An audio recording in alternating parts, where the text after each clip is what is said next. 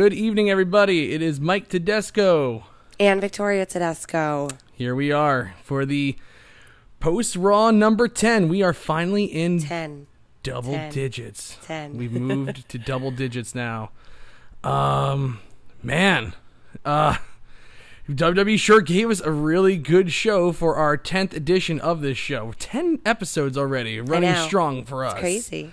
Obviously, we have a long way to go before we catch up to Raw's 1,000 episodes, but we're getting there. We're slowly but surely, we will be there.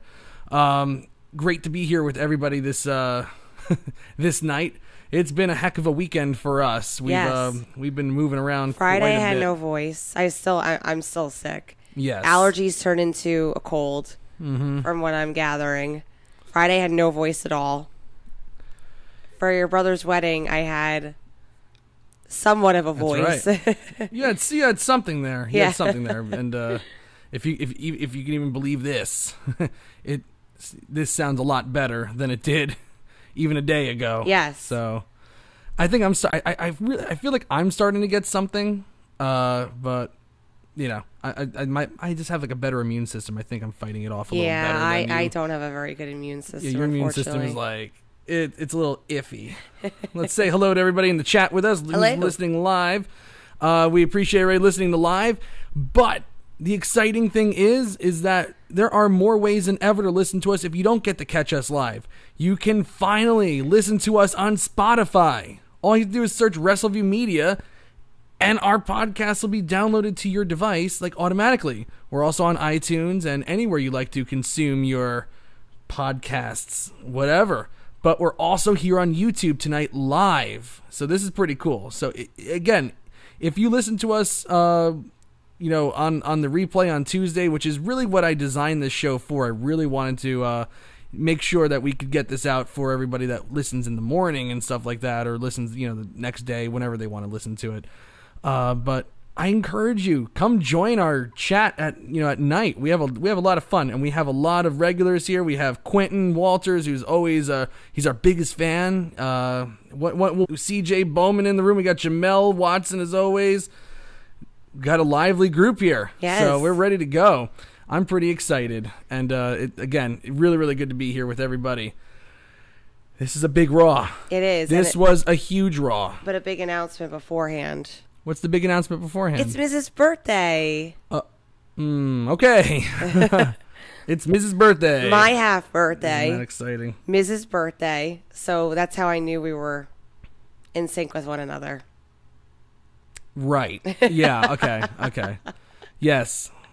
It was really funny, actually. I don't know if I'm talking out of school here, but earlier tonight, Victoria goes, Mrs. Birthday is on my half birthday, and my half birthday and his half birthday is on my birthday. And I'm like, yes, 12 months in a year, and then the 6 months. That's generally how it works.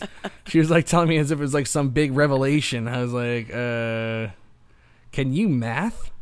I can math. Okay. Can you? Yes.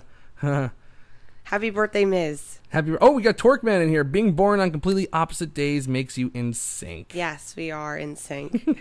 Quentin goes, Ms. Next. Oh my gosh. Yes, I agree. Jim, you know what?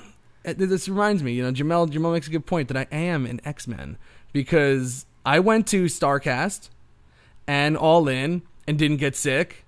I'm sitting in a house with my wife who's been sick for days, and I'm still, all I have is just like a little tickle right here. I can't get sick. I can't die. This is amazing. I'm like Matt Hardy from 2003. I will never die. Oh, I will never die. Microphone went. Yeah, I know. I went a little crazy. Sorry, I'm having a little fun tonight because it was actually a good show. Yes, it was. This was a really good show. I give it a thumbs up. Watching... I didn't watch all of Super Showdown, but I did catch the podcast that Adam and Paul did while I was reviewing, while I was getting ready for my brother's wedding. I did catch the main event. I woke up. I had to get up early anyway to drive my sister to my future sister-in-law's. Oh, now she is my sister-in-law's house, but at the time she was the future sister-in-law. Congrats, Mark and Tara. Yes, Mark and Tara, congratulations. I had to get up early to drop her off at the house because you have to do makeup like at 8:30. So I got back just in time to see the main event of Triple H and Undertaker. And what I saw was sad. It was there were some good parts of it, of course. You know, they do a good job with the emoting and the drama and stuff like that. But for the most part, you know, I watched them try to attempt a back body drop on the barricade and stuff like that, and Triple H just fell to the side. It was just like, looked bad. They're slow, missing steps. You know, it's like, I'm just about checked out on the Undertaker. How was the crowd reacting? Because I didn't get to see it. They were okay. Was it? You know, like big stadium shows, it's always really difficult to like gauge the crowd reaction. Yeah, it's because true. You know, one section could be like super, super loud, and then you'll have another section that's like that you just can't hear. And that was a huge stadium they were in, really, really big. So it was spaced out. Like I was looking at pictures from like, you know, like people that were in the crowd, and man, if you were like usually like if I go to a stadium show, I like to sit in like, you know, the 200 level area, like behind the hard camera, so you're getting the show, but you're up a little perch. This one, like their 100 levels were like super far away, super far back. So you went to the show, yeah, you're there, but you're basically watching the Jumbotron because you can't see anything. Right. Like they looked like ants in those pictures. It was like ridiculous. So this was like it was a very different stadium, and well, I just wonder if they reacted differently. I know you said it's hard to gauge their reactions, but it's just because if you're there, and they don't come very often in that area, so it's like I'm sure for them it was somewhat more eventful. Yeah, you know, and like yeah, I'm sure. You know, it's like always. It's like what we talked about before. You know, when we go to the live events versus somebody who's just watching. Different kind of. I've been to well over 50 WWE events, and we're going to 2 this month. We're going to go to SmackDown. We're going to go to Evolution. Yep. We're ready. We're rocking and rolling on WWE events. I'm pushing 60 now. On WWE events, not age. Even though my hairline looks like it's a 60-year-old. Oh, stop it! It's okay. It's okay. I'm aging with grace.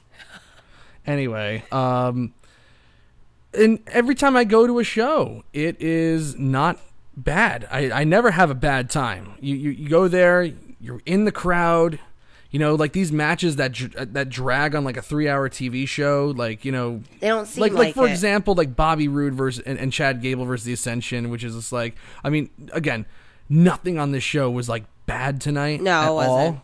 But like that match, like you watch it, you're just like, oh, we have to go through this. But like when you're at the show, if you're there and that match is going on in the show, it's like, whatever, you know.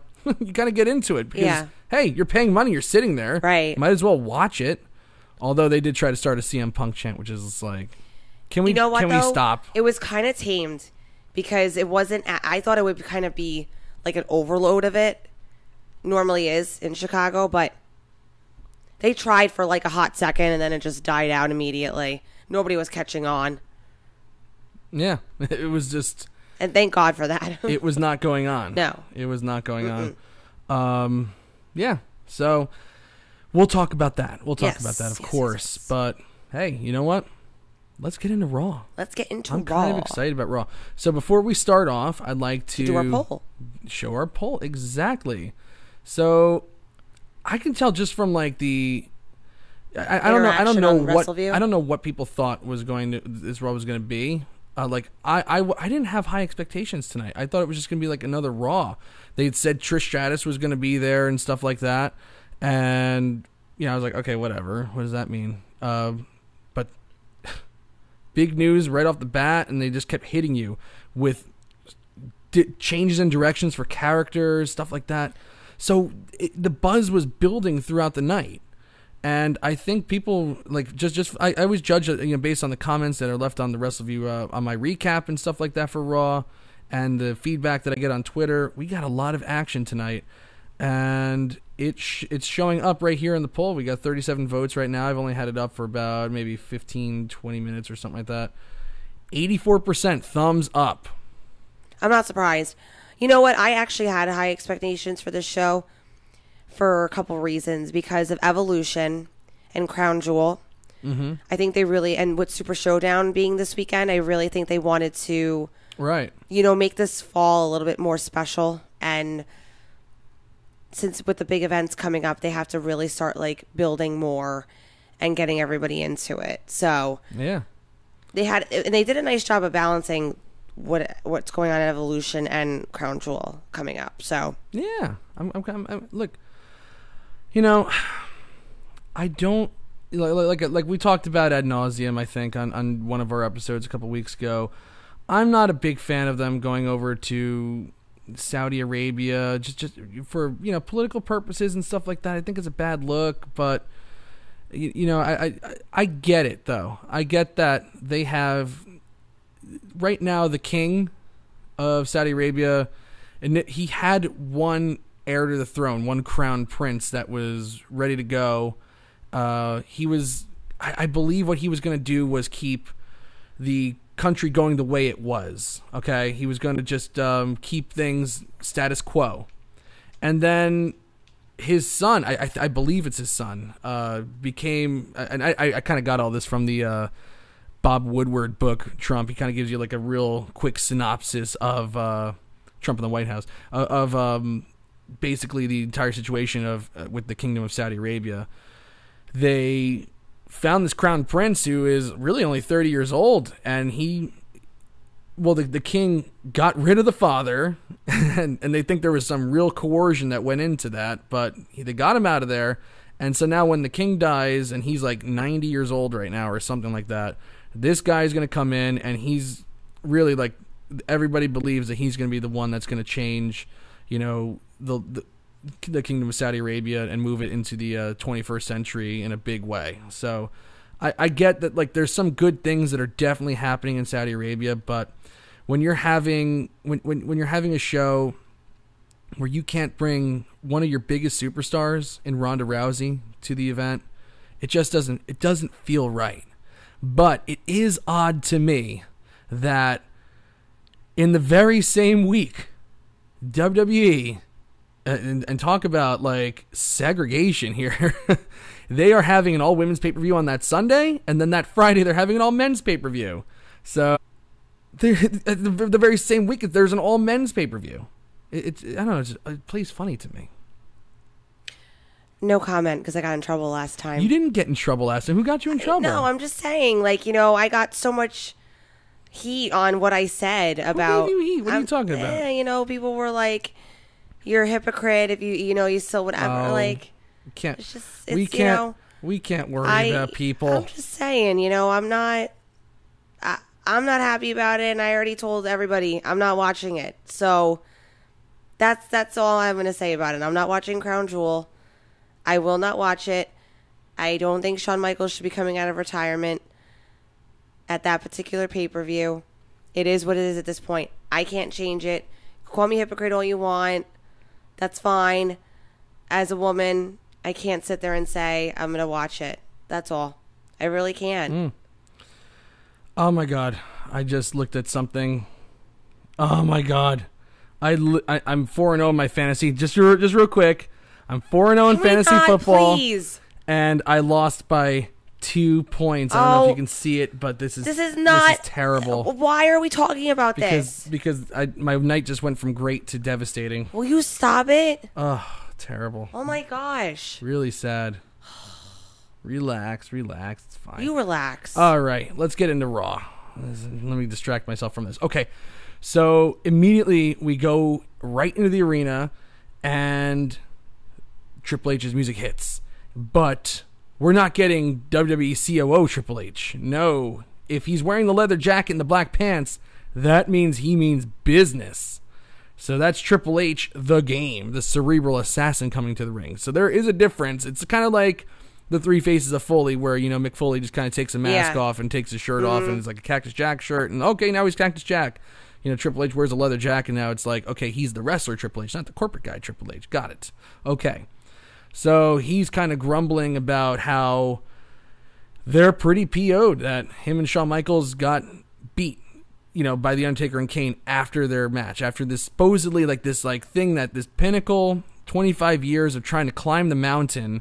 I guess he put all his entire career is kind of like hangs in the balance of like, I have a great career, but I have to beat The Undertaker. Okay, like whatever. you know, he's beaten him in the past. I know that, but you know, they actually did a really good job in the main event of saying at Super Showdown, saying like it's been 15 long years since Triple H has last defeated the Undertaker and stuff like that. So he's trying to say like, you know, this was like the pinnacle of his career, which is like, oh, that's really sad if this was the biggest moment of your career. But you know, because like I said, I thought some of the action in this match was kind of sad, but Undertaker and Triple H and Kane, Undertaker and Kane showed Shawn Michaels and Triple H no respect. After the match, you know, they're posing, doing their respectful thing. I'll just beat the crap out of you. I hit you in the head with a sledgehammer. I love you, man. I love you. You know, he hit, you know, Undertaker had a chair and Triple H took a sledgehammer, so hit the chair and hit the Undertaker in the face with it. Love you. You know, it's like, I mean, like, that's I think that's what's wrong with our marriage. I don't think we're showing our love in the right way. So tonight, before we go to bed, I will assault Victoria with a hammer, and then she will beat me. Oh, good Lord! Beat me about the head and shoulders with a steel chair. Oh my gosh! Because that's love. That's love. That's love. Respect. See, like this version of love reminds me of like that Sam Kinison thing where he's like, no, come on, this is love. This is love. I wouldn't lie to you 8 times. I haven't heard Sam Kinison in forever. Oh my God. Do yourself a favor and look at Sam Kinison. Yeah, if you've never heard him. His views on marriage are not true. Marriage is great. I cannot say that marriage is not great. I joke around sometimes. But it's awesome.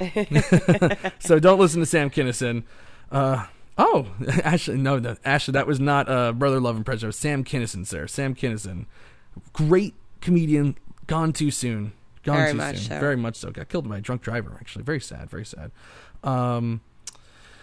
But that Shawn Michaels was also there with him, and they were talking about respect. Respect is something you have to give to a person. You know, he talks about how he has respect for Shawn Michaels. Yes. You know, respect is, you know, giving it to somebody that took you under their wing from day one because they saw something special in you. Respect is fighting all over the world together. And Shawn Michaels the whole time was nodding in agreement. Respect is when you stick to your word even when everyone tells you not to. Mm-hmm. Because, I mean, that there is some truth to that. WWE has been begging Shawn Michaels for years to come out of retirement, to do, you know, one-off matches at WrestleMania and stuff like that. I mean, everybody, I always think in 2013, everybody wanted to see that match, Daniel Bryan versus Shawn Michaels. Shawn Michaels taught Daniel Bryan how to wrestle. Right. He was one of the people that did. Yeah. You know, and that was like a dream match. And it was set up perfectly in that Hell in a Cell match against Randy Orton when Shawn Michaels super kicked Daniel Bryan, and then it was never followed up on because Shawn Michaels didn't want to come out of retirement. But there's a lot of money to be had here. There's a ton of money to be had here at Saudi Arabia. I mean, it's good enough for Brock Lesnar to leave his training camp to show up at this place, you know? So, you know, so basically they start going in the thing, you know, why is this not loading up? Sorry. I want to make sure my tweets are here so I can get to my sweet little gifts. Tweet. All right. Oh, there it is. Okay, good. We're good to go. And so Shawn Michaels says, you know, sometimes you respect people for what they used to be, but eventually sometimes you lose that respect. It's a long way from Australia to Chicago. I thought this was actually a really good promo from HBK. You know, he said it's a long way from Australia to Chicago, a long way to think about the beat. They both had good promos. Yeah, a long way to think about the beatdown, that Super Showdown, long time to sit and think about the last 8.5 years. And for 8.5 years, he honored his word out of respect, a respect that never existed. Ooh. So I'm like, right from the get-go, I'm like, oh my God, they're actually going with Undertaker and Kane as the heels in this match. Which is fine, you know, they can handle it. Undertaker's built up enough goodwill that he can just switch back and forth, I'm sure, with no issues. Mayor Knoxville. But you know, if Kane loses the re-election at some point, blame this storyline. So Triple H recently asked him a question that he never thought he'd hear again. Are you ready? And Triple H says the question isn't for Shawn because he knows that Shawn is. The question is for Undertaker and Kane, the Brothers of Destruction. Yes. And then it was like the lamest, one of those like old 80s wrestling, you know, promos, you know, building up something. Crown Jewel, are you ready? It was like, oh my God, this is so lame. So lame. But it worked for what it was. And they tore off their shirts, and DX is back, and Shawn Michaels is freaking coming out of retirement. And of course, HBK with the classic DX. They never actually said suck it, and they didn't do the crouch chops, which is fine because it's totally lame. They won't because of the PG thing, but if you're not down with that, we got 2 words for you, and then let the crowd say it. Yeah, exactly. It was a good promo. Everybody knew this was happening. See, it's just hard for me to get into it because I won't be watching.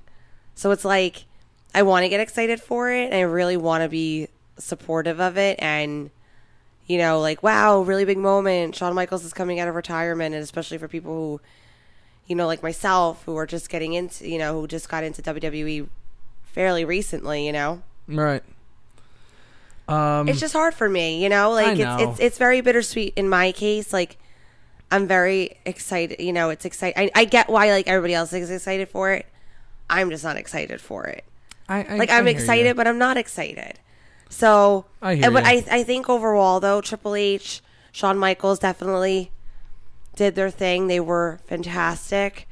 Really, really made people get into it and bring some nostalgia into the fact that, are you ready? I have 2 words for you. But it's just tough. It's really, really a tough thing for me to swallow at this point. So I'm trying my best. I know. Well, I mean, give it a chance. Like we laid out beforehand, they are doing some, there are changes being made in the Kingdom of Saudi Arabia. I don't want to get into it. I really don't. I'm just leaving it as I'm not particularly excited. I respect those who are the true blue wrestling fans who've been watching these men got their entire careers from start, until now, and wanting them to, if this was something that Shawn Michaels really felt was worth coming out of retirement for, that's his decision. We have to kind of respect it. Think it's kind of cheap though. Probably more money than Shawn Michaels ever made, at the top of his WWE run. And I'm respecting that. I just don't agree. That's all. That's fine. I have to say, CJ Bowman makes a really good point here. I mean, we're sitting here criticizing stuff from another country when we can't even fix what's happening here. I'm not getting into a political debate right now. No, we're not debating. There's no debate. I'm just saying I'm not getting into the politics of their country. I just don't. I'm having a hard time getting into it. That's all. Well, I mean, yeah, no, I understand you're having a hard time getting into it. At least everybody else can have their opinion. God, I mean, if I was like a famous wrestler and they threw that kind of money at me too, I think I'd have to sell up my morals a little bit to be there because it is just so much money. And that's fine. I'm not. I got to say the way they did it. Well, how do you feel about it? Are you excited? I am excited. Well, the way they did it was pretty well done. It's been a long time since we've seen Shawn Michaels in the ring. 8.5 years for wrestler retirements is like that's got to be a record. It's got to be a record. Because I mean, there's I believe that the oldest wrestler that's still alive today had a match at 96 or something. Where they tried to. Dominic DeNucci, who trained Mick Foley, had a match a month ago. Said it. Yeah, Jamel said it a couple months ago. Wait, did he? Yeah, and he goes 8 years. That is pretty good for wrestler retirement. Yes. Yep. Oh, yes. I thought you meant he said it in chat. No, he said it on Wrestleview. Yes. So we're all in agreement here. Like Terry Funk would retire and then he'd be back a month later. Well, I only said that I retired in Amarillo, Texas. Okay, well, how many towns are there? Loopholes. Yeah. Well, now I'm going to retire in Japan. Now I'm going to retire. I have my last match in Mexico. I'm going to have it's like. All right, Terry. Stop calling it retirement. Then just say this just is. Say I'm taking a break and I'm coming back. Say it's my farewell tour and it ends when I wind up in a box. That's that. There's no retirement. Or you're just doing a break. That's all. I mean, Terry Funk's crazy, but Shawn Michaels did a really, really good job with this promo. It did get me excited. Even though looking at their shirts, it says DX established 1997. I'm like, Jesus, that's 20, I'm surprised Vince didn't hate 21 years ago. I'm so surprised Vince allowed this. They're still doing the same gimmick, but that the Saudi money's too much to leave on the table. Yeah. DX is back, and even though I question a few things about it, I'm still kind of excited to see the match. And that's okay. And I'm excited to recap that match. You know what? And I'm okay with that. I understand why people are excited.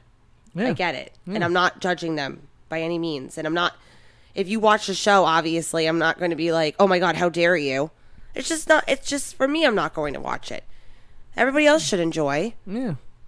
So that's huge news. That is huge. Obviously, that's one of the biggest stories. Yes, coming out of tonight, for sure. Of 2018. Yeah, 2018, yeah. Of 2018, Shawn Michaels overall. Coming out of retirement. Mm-hmm. That is huge news. Definitely. And then they followed it up with a match that, like, I was like, oh, God, they're doing this again. Kevin Owens versus Bobby Lashley with Lio Rush. And I thought, oh, this is going to be a throwaway match. You know, not much to it. Then they have Lio Rush. We talked.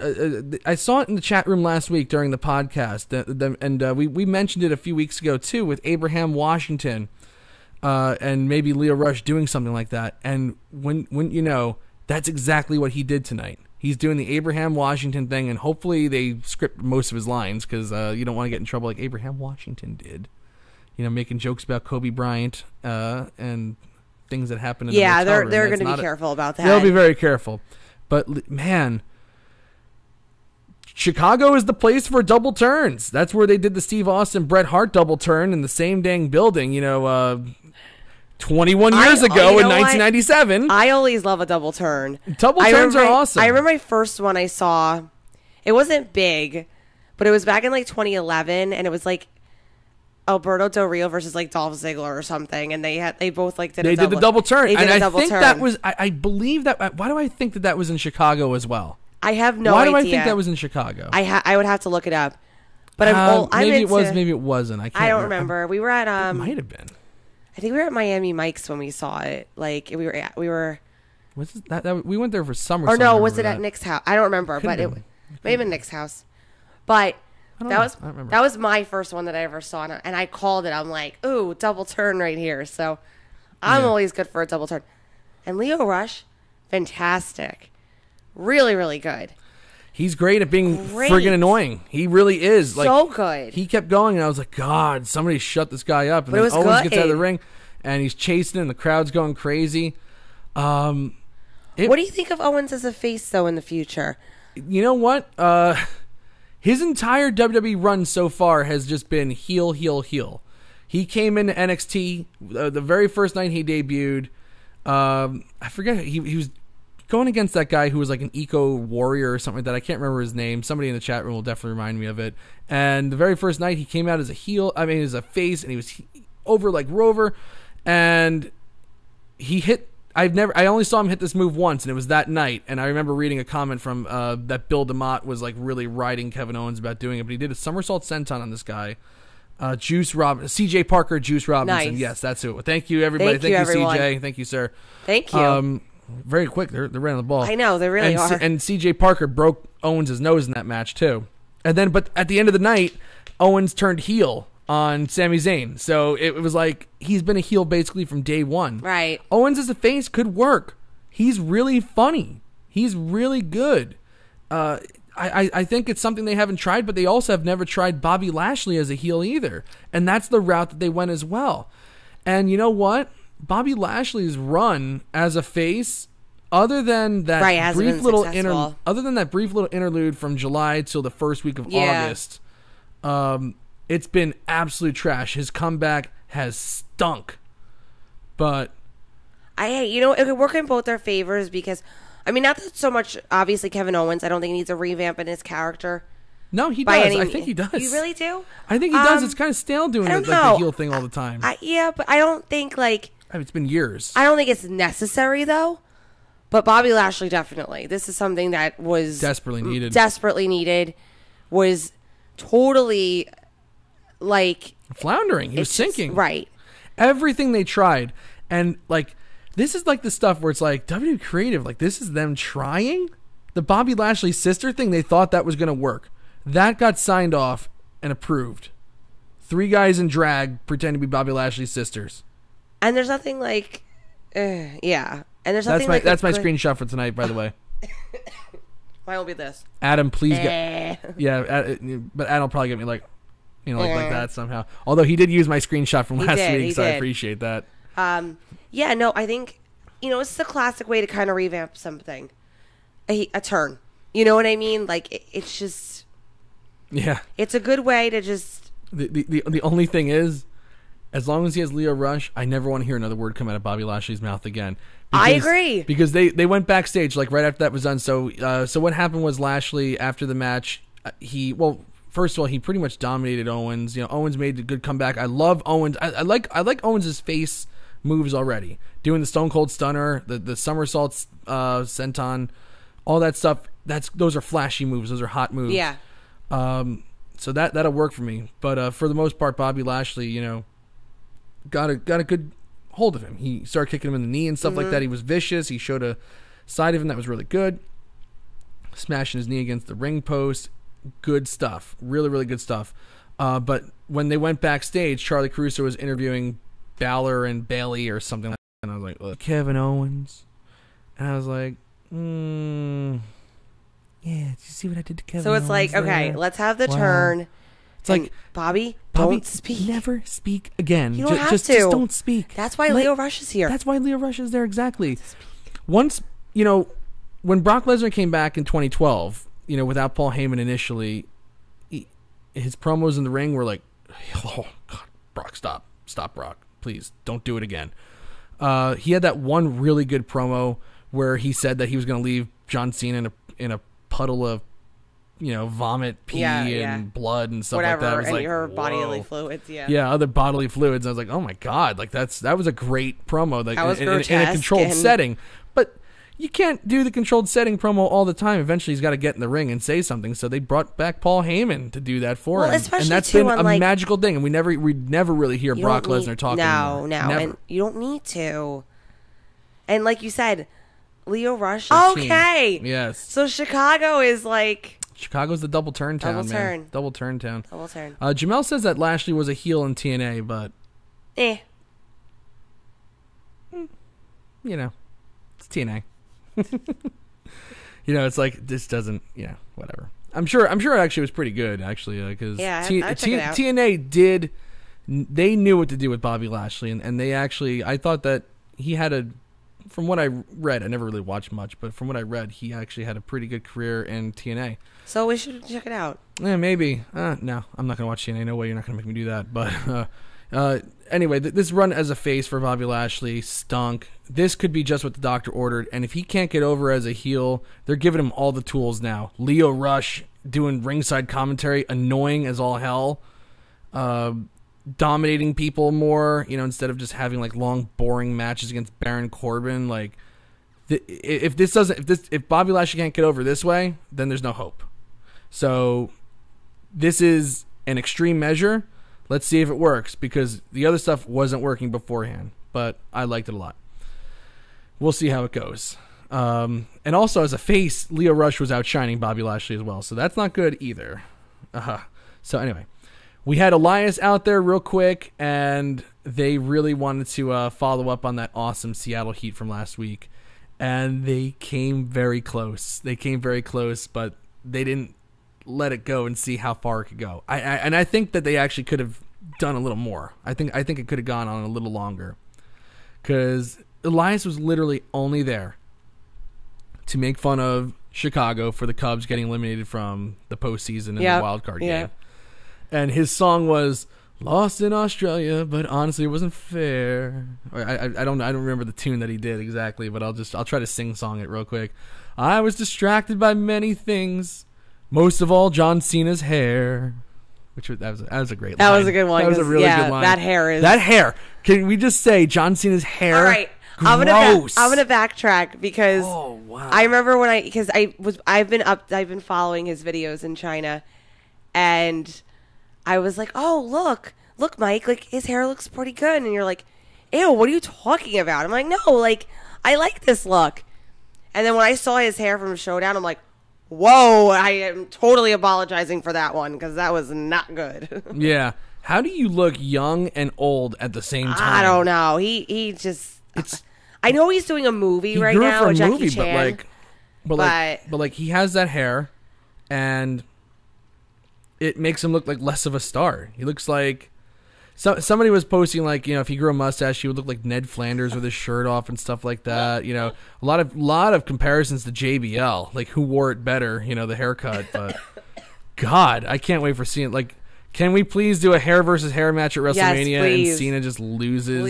Please. Oh my gosh, that's hilarious. Ugh. I didn't even see those memes. That's hysterical. So anyway, when I heard those Australian accents, I almost refused to do the show. When I thought things couldn't get worse, they sent me to Chicago. Australian food was so gross. Oh man, I thought I caught a disease. But I feel better knowing the Cubs won't be in the season. And people getting crushed. I really shouldn't even be wearing this shirt tonight with the Yankees playing the way they are. But Brock Holt just hit for the cycle in the postseason. So I'm going to the game tomorrow night, so I'm probably going to watch the Yankees get bounced. You're probably going to watch the Yankees get bounced out of the playoffs, which would suck. But the crowd, when they heard the Cubs getting knocked out of the World Series from Elias, they were loud. It was loud. It had a chance to be nuclear. I wish they let it be nuclear. I wish they could have dragged it out like they did in Seattle, but they sent Ronda Rousey out there pretty quickly. I know we got a show to do and stuff like that, but hey, let's just see what we can do. But you know Every week, just have Elias go to town and just crush the town. Hey, you know what, though? At least we knew it had the potential to be nuclear if they didn't just send Ronda out there immediately. I know. Do you know what I mean? Just knowing it's there and that Elias can strike gold every time on that, I'm fine with it. CJ Bowman, John Bradshaw, Cena. Oh, there's a couple people like my singing. Thank you very much. We got Quentin and Torqueman. Well, you are a singer, so. Well, I mean, I've sang before. I may have dabbled. Yeah. Like Jamel says, Cena with that hair is odd. But anyway, a quick, harmless Elias promo. Well, not really promo, Elias song. Well, it makes you look forward to, like, what is he going to say next? Yeah, What's he going to do in the next wait. town? I literally can't wait for... We struck gold on that one. Each week now. It's great. Okay, so we had first hour of the show. We had Shawn Michaels coming out of retirement, and we had Bobby Lashley turning heel. And we had a fun little Elias segment. Now we have Ronda Rousey and the Bella Twins versus the Riot Squad. And it was a rematch from WWE Super Showdown. Same result. The Rousey and the Bellas beat the Riot Squad. And then, which probably would have been better at Evolution, at the Super Showdown, I would say do it at the Super Showdown just so it's like, I guess they only wanted one angle coming out of it. But, the fact that they played up and paid off a lot of angles on this Raw as opposed to Super Showdown, and the only thing that really was of note was the Undertaker Triple H match, it does kind of make it feel like a glorified house show. They had Nikki Bella turn on, well, not just Nikki Bella, but Nikki Bella fired the first shot. Turn on Ronda Rousey, and then the Bella, Brie eventually joined in. They paid that off on Raw. They could have paid off on Super Showdown and been just as good, but I guess maybe they wanted more eyes on it because it's 5 in the show started at 5 in the morning. Yeah. So not a lot of people, in their core country is going to watch it. Because it's still an American company at the end of the day. So I guess they want, they want more eyes on it, I guess. And the network just, a network special just isn't a big deal to them as opposed to like the viewers, even though the viewers are going down right now on Raw. What did you think about them teasing the Liv Morgan Brie Bella thing at the start of this match? What? I love that. I thought it was fantastic. Liv Morgan showed so much.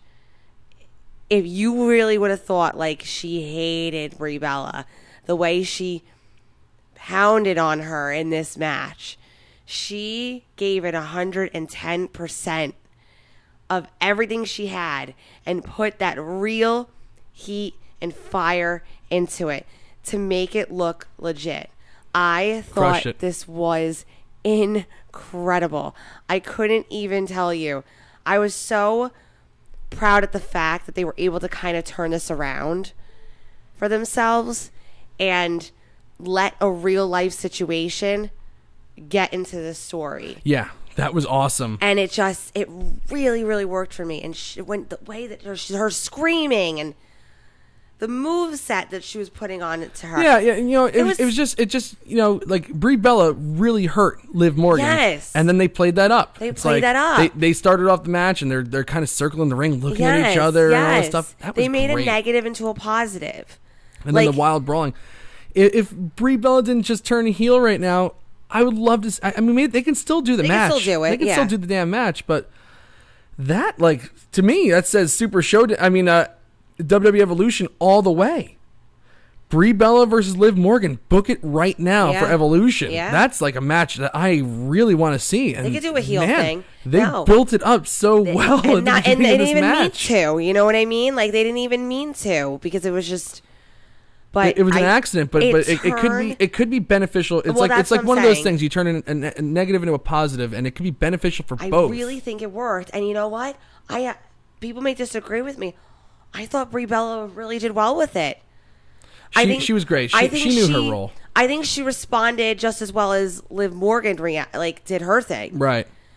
So I'm fine with it. And you know what, too? I mean, if that's the direction they go. Well, I would love for them to go in that direction. But you know what they did really well with, too? They used Brie Bella's strengths tonight because...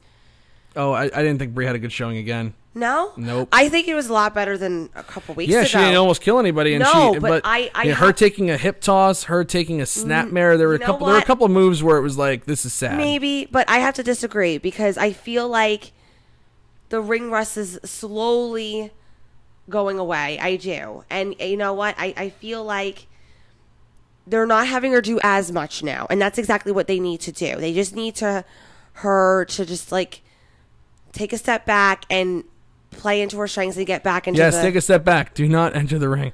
No, I'm kidding. I'm kidding. I'm being harsh. I'm being harsh, but I really think she's still not there.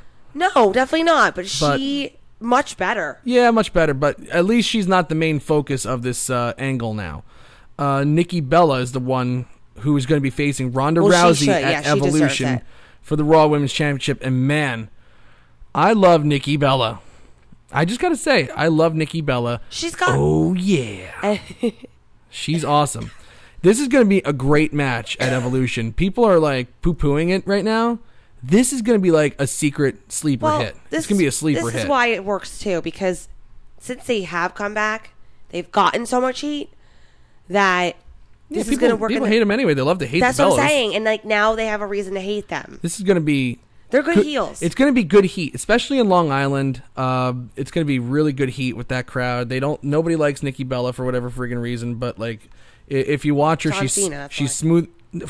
They're not together anymore, so now it's the excuse. But she's smooth as silk in the ring. Whatever. She's still smooth as silk in the ring. She has improved greatly. It's not like, this is like 2010, Nikki Bella, like, just kind of fumbling through matches. She is actually a competent performer. She, she's not an Alicia Fox where she's been there for 10 years and hasn't grown a single inch, except, other than, Alicia Fox is an interesting character, I guess. I don't know. But she's a terrible wrestler. Nikki Bella is good. This is going to be great. And she's going to carry Ronda Rousey to a great match. I still go back to the Women's Royal Rumble in January when they put that pressure on Nikki Bella to go be in there with Asuka and go through, that finish. That finish. She had, and Nikki Bella hadn't performed in front of a crowd since WrestleMania that previous year. So it was almost 9 months, and she went and she did a great job. So I believe that Nikki Bella can carry Ronda Rousey to a very good main event match. And let me look at the chats here real quick. By the way, no Natalya. That was kind of odd. Yeah, not helping her, right? And like CJ said, you're not turning Natalya anytime soon, so why not do this? And he even says they might just go Nikki as World Women's Champion. That would be something. I would personally like it. I know others wouldn't. That would be good though, because the Ronda Rousey presentation is getting a little like, okay, can we have a little bit of a change here? And if she's sticking around for longer than the year, like she said she is now, maybe the move is to have Ronda chase. The babyface is always better on the chase, and then kind of like maybe culminate at WrestleMania or something like that. I don't know. Could be something. I'm for it. I'm for Nikki Bella having the championship. Maybe at Evolution, it's Natalya that turns on Rousey there. Maybe she'll turn on Rousey there, and Nikki picks up the pin or whatever. And then it's like the Total Divas turned on the starters of the Total Divas or whatever. So now it's Total Bellas versus Total Divas. And then the reality TV heads will explode. It's gonna be great. I don't know. I'm fantasy booking right now, but it does get me excited. I'm pretty excited to see it. Love it. And of course, I'll show a couple of GIFs of it real quick. I love the TDE wrestling coming up this season on Total Divas. They hug and kaboom! I love that. Love it. Nikki hit her a good forearm. Rousey's faces are always great, but like I said, I kind of want to see a little something different. Should be a good match though. Should be good. We followed that up with a match: Bayley and Finn Balor versus Jinder Mahal and Alicia Fox. Just to remind you that the mixed match challenge is a thing. So yeah, it's like there it is. I didn't think much of it. What do you have? Any 920 or something like that? And that was the first lull in the show. I know you don't like him. I know we talk about this every week. It's not that I don't like him. He's just no character. He got a good crowd reaction again. Yeah, because it's Chicago and they love this guy. They will cheer the indie darling. You say that about every. No, I don't. That's not true. That is not true. Yes. I can go back in the records. I do not say that. No, because there are some people love the entrance. People love the entrance, and always have an excuse for him. That's at every city. People love that entrance. But as soon as the match starts, go back and watch his match from a week ago or something like that, or whenever the last time he had a match in Raw. That, but if they're in a smaller town, like if we're not a real wrestling town, like Seattle or something like that, if they're there, then he's not getting the reactions during the match that he would in a big wrestling town like Chicago or New York and stuff like that. But even New York, they kind of turned on him multiple times in matches that we've sat through. But they like the entrance, but they got into what he was doing. They like seeing his moves. I like Bayley away from Sasha Banks. Oh, I love no Sasha. Honestly, I love no Sasha Banks. Period. I know. I think this is great for her. She's not even missed. No, she's not even missed. No. God, that Sasha Banks is so annoying. Anyway, so that was a match. It happened. It wasn't bad. It was not a bad match. No, it was not. But that was like the first non-real newsworthy thing of the entire like nothing night. majorly happened. Then right after that, they announced that DX versus the Brothers of Destruction is officially on. And now we're going to have this global battle royal where the winner will qualify for the WWE World Cup tournament. This was incredible. This was fun. This was fun. So hilarious. This is probably one of my favorite things of the night. I gotta see if I can find a video of like some things in this match, because I got a couple gifs, but like I need to get a couple more things going here because the stuff that was happening in this was phenomenal. Oh my gosh, it was so funny. It was so asinine. Initially, it was like Baron Corbin was running this global battle royal where he's going to invite superstars from all over the world to compete in this thing, to be part of this Crown Jewel World Cup event. So it just got sprung on us like out of nowhere. Like the Saudi Twitter recently said something about like a World Cup, and I was like, oh, are they talking about soccer? I thought that's like not for another couple of years because they just had it this year. And apparently WWE's doing some kind of tournament here. 4 superstars from Raw, 4 from SmackDown to determine the best in the world. John Cena's already in it just because of his credentials, a.k.a. he's filming a movie and he can't come do a qualifying match, so he's just in the tournament. And now they're going to give us the second Raw superstar, and obviously they're thinking it's going to be Baron Corbin because he has a bunch of clowns in the ring. We had Gregor the Sickle, the Sultan of Shawarma from Egypt. We had El Hombre Sin Nombre from Mexico, the Squeezer from somewhere. I got to see. Oh, yeah. The Squeezer was... I didn't even catch his country. From Chile, we have the Chilean Sea Bass. Antarctica, we have Winston von Voorhees. Belgium, the Belgian Waffler. And, of course, Spain's greatest champion, the Conquistador. Finally, from Luxembourg, we have Thunder Montgomery. And basically, I like that torque, man. WWE World Cup, also known as WWE, we're not calling it King of the Ring anymore. So fair. Yeah, very fair. Very fair. So obviously, like you're seeing this match is like, okay, well, Baron Corbin, here we go again with this freaking guy. He stinks in the ring and all this stuff, but they're going to continue to push him. He was actually really good on this. He was actually really funny. He was really, really funny. And this is like the first thing that he's done in a while that's really worked. He was great introducing these guys. And the best part was he was reading off a card, and then he introduced himself reading off the card, and Corey Graves goes, he had to read his own name off the card. That was so oh my gosh. funny. Corey Graves thought this entire thing was killing. He's like, oh yeah, I know that guy from YouTube. He puts on great matches. Oh yeah, I've seen him a couple times. He's fantastic, and like, it was just this. Honestly, they have if they're going to continue with Baron Corbin with what he's doing, this is where he needs to go. It's just like this goofy, asinine individual who just like puts himself in these situations where he makes a fool of himself and like is just dumb. Like this worked so much for me. I didn't mind him being on screen at this point. No, it was fine. And so he clears the ring of these jobbers, but the Conquistador was sitting outside, so he gets in the ring after Baron Corbin thought he won. Brilliant. And he thinks he's gonna like lounging. He's just lounging around. It was great. Hands and then crossed. all of a sudden, the Conquistador gets in the ring, and he hits. Baron Corbin thinks he won. He hits him with three German suplexes, and then an angle slam. And it's really Kurt Angle in the Conquistador outfit. So spoiler alert for those that didn't know. Sorry. But Angle was moving around great tonight. He was doing the little lucha rolls and stuff like that. He was having fun. The dancing was absolutely hilarious. The dancing was so great. I loved it.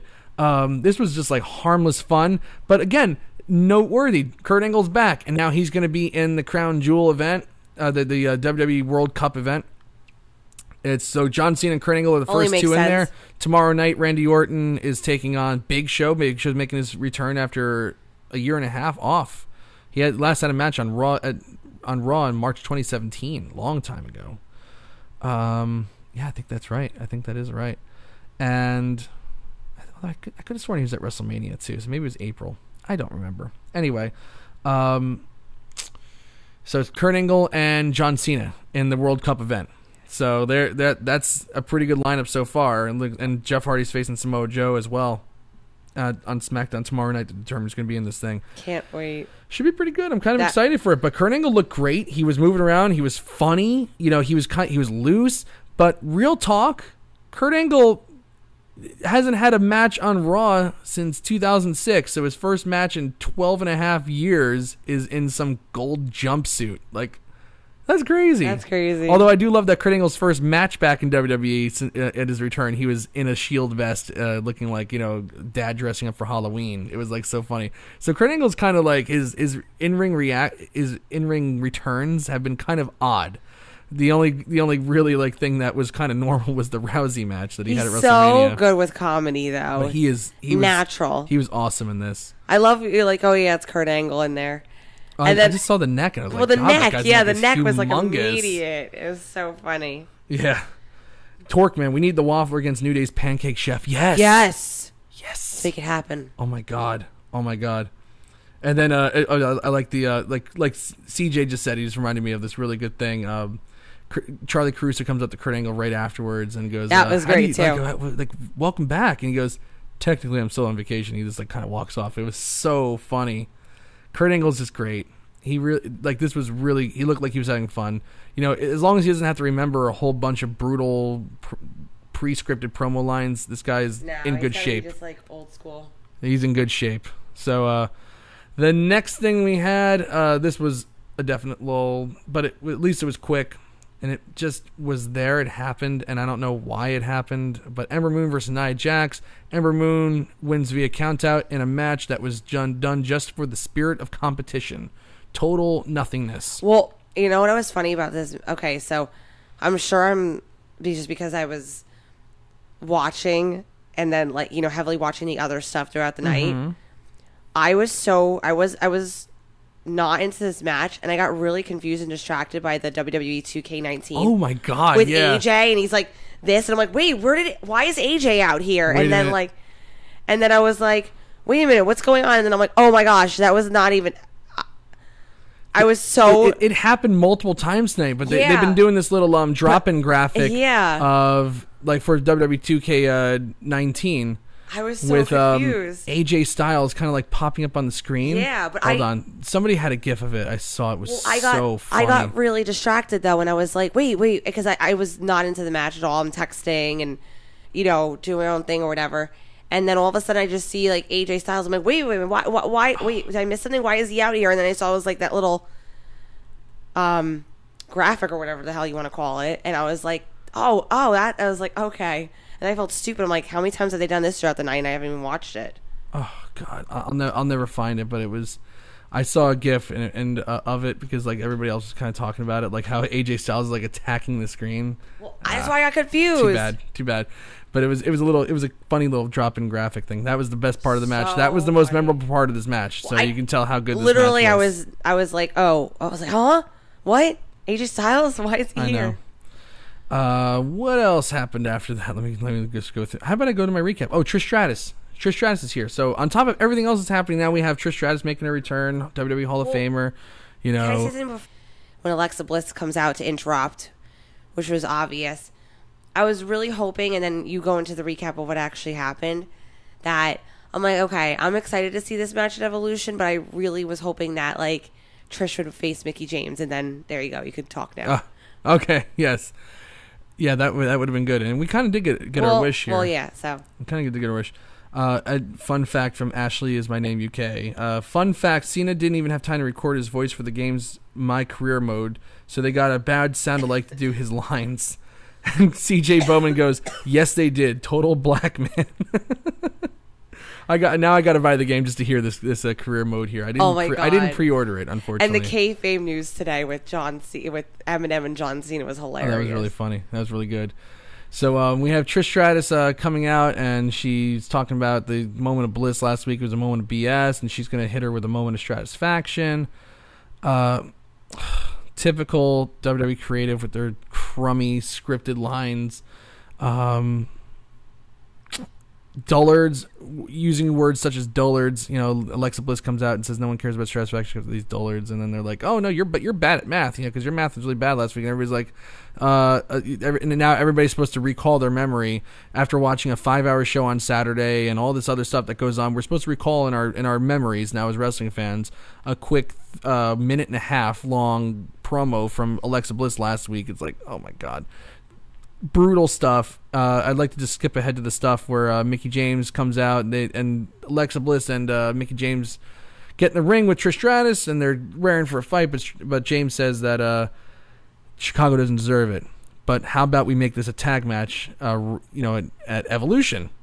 And then Trish is like, oh, great idea. How about this person? And of course, just coincidentally, Lita just happened to be in town, and she was just backstage, and she's like, let me go sit in gorilla position and see, even though I saw Alexa and Mickie James pass by me while they were walking out, I'll just stand here, not expecting anything to happen, but she was right there. Trish Stratus had no idea this tag match was coming, and then there's Lita. It's like, so wrestling is wrestling. Yeah, you know what? It was fine. It was fine though. The crowd popped big for Lita when she came out, and Trish and Lita cleared house. So we got a team of Hall of Fame women's wrestlers at Evolution taking on Alexa Bliss and Mickie James. Well, I'm sure Mickie James will be a Hall of Famer eventually. I kind of got my wish. Yeah. And, God, like, I was hoping that Mickie James would say nothing good. She did say nothing good ever happens in Chicago, and then I was kind of hoping that she would do the thing that got her banned at WrestleMania. That's why I really want. I have to be honest. In the same building too. That's what I'm saying. That's why I really, really want this. I wanted this match to happen because that was fantastic. Yeah. I got to say, though, probably for the best not to do Trish Stratus versus Alexa Bliss in a straight-up singles match. Trish hasn't wrestled in, a gazillion years, a singles match, let alone. And Alexa Bliss is, honestly, I say it I've said it quite a bit, and sometimes I get blowback from it, but I will stick to my guns. Alexa Bliss, great character, terrible wrestler. She needs somebody good to carry her. And if she doesn't have somebody good to carry her, it's brutal. It's brutal. Like, look at the match with look at the series of matches with Bayley. They're just left to their own device to try and have a match. Bad. The stuff with Nia Jax. Bad. Obviously, Nia Jax is that's the size discrepancy is just too asinine anyway. You can't really have a good match with that. But still, your job is to try to do the best you can, and she just has never really risen to the occasion. Was Trish Stratus's last match with Snooki? No. John, or is it like... No, she was at the Royal Rumble this year. Right. But before that... was it Snooki? Could have been Snooki. Could have been the Snooki match.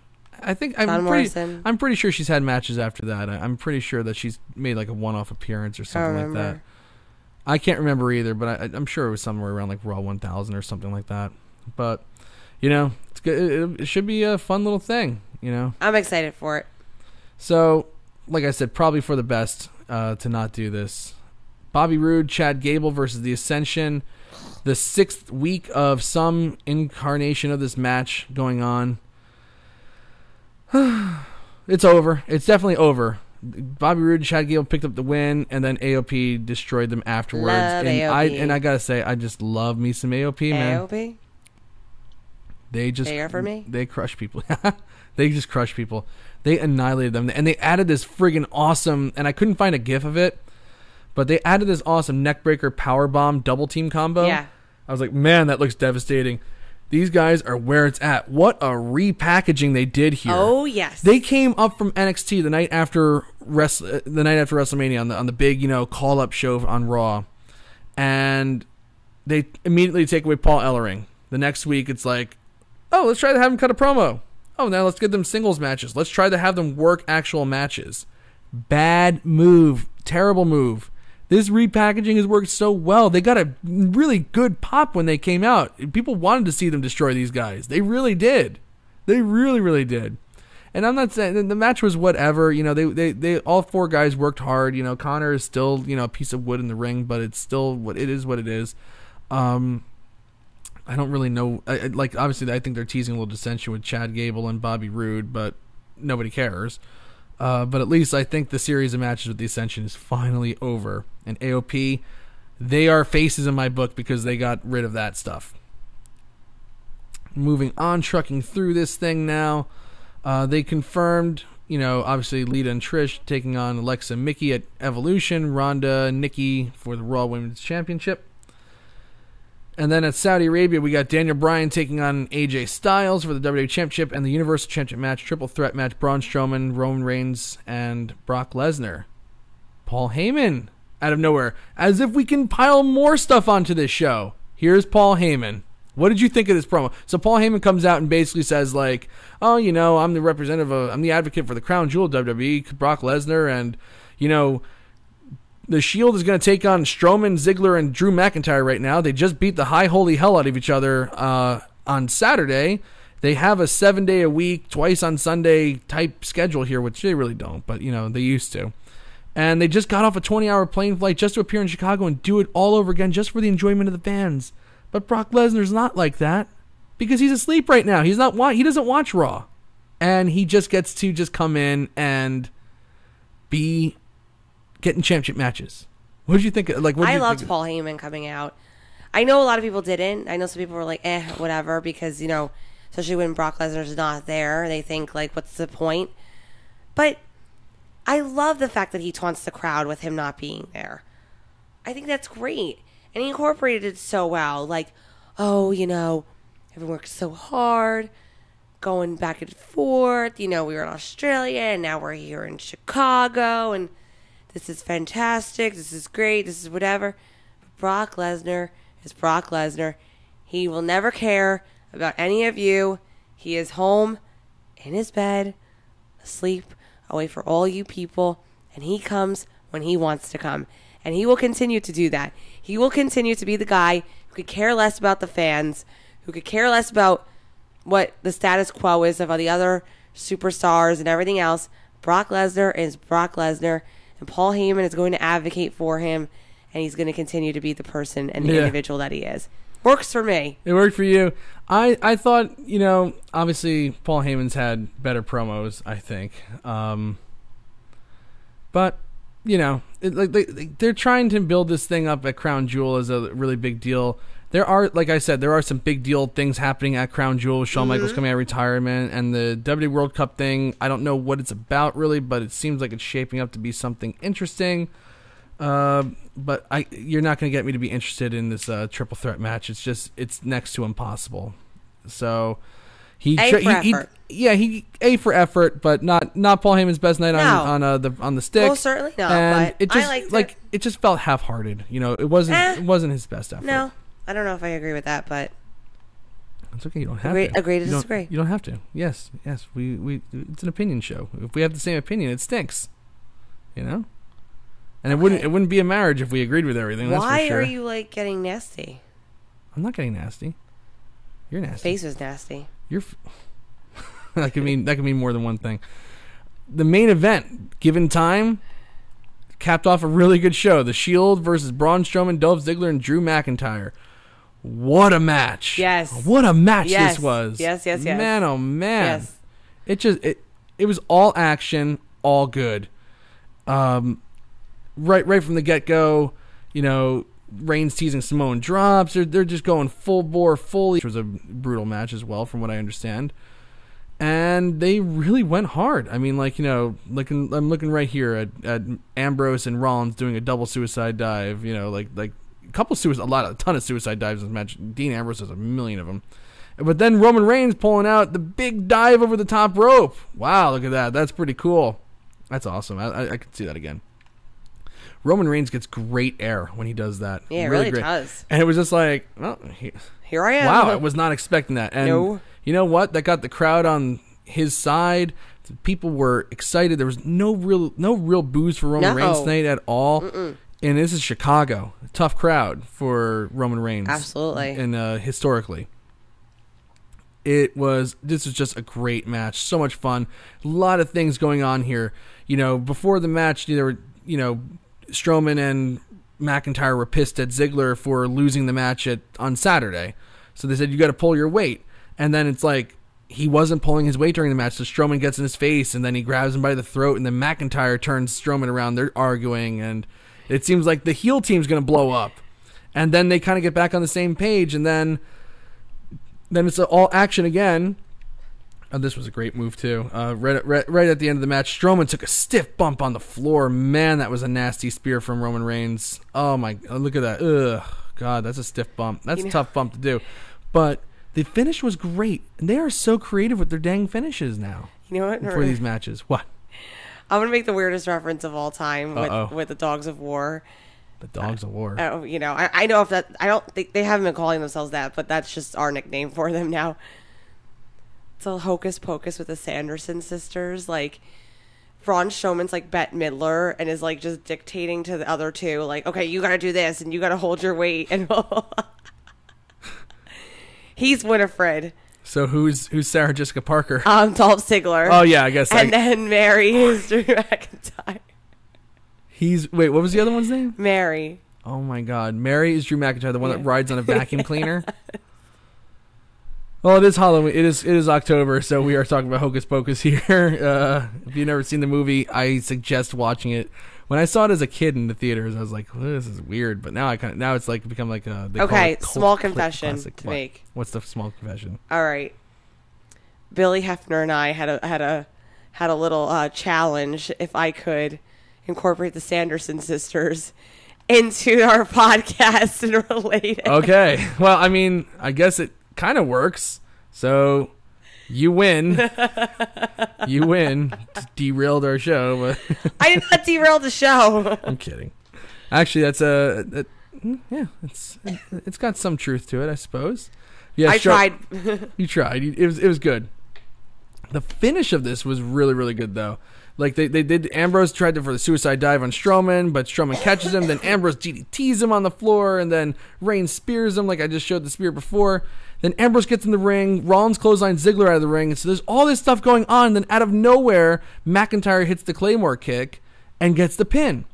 And the push for Drew McIntyre as the kind of enforcer type deal on this team continues. And McIntyre is set up for success in 2019. Big time success. Maybe not for WrestleMania, but after WrestleMania, I can see Drew McIntyre getting a huge push. He's got a great look. He's got a great moveset. He's strong as hell. He's got some personality. And he's got a finisher that you can hit on anybody from out of nowhere at any time. Do you think perfect combination for a superstar? I agree with you 100% about Drew. I think out of all of this is benefiting him the most, for sure. I get concerned about Dolph Ziggler. Yeah, I don't want him to get lost in the shuffle because he's been so good.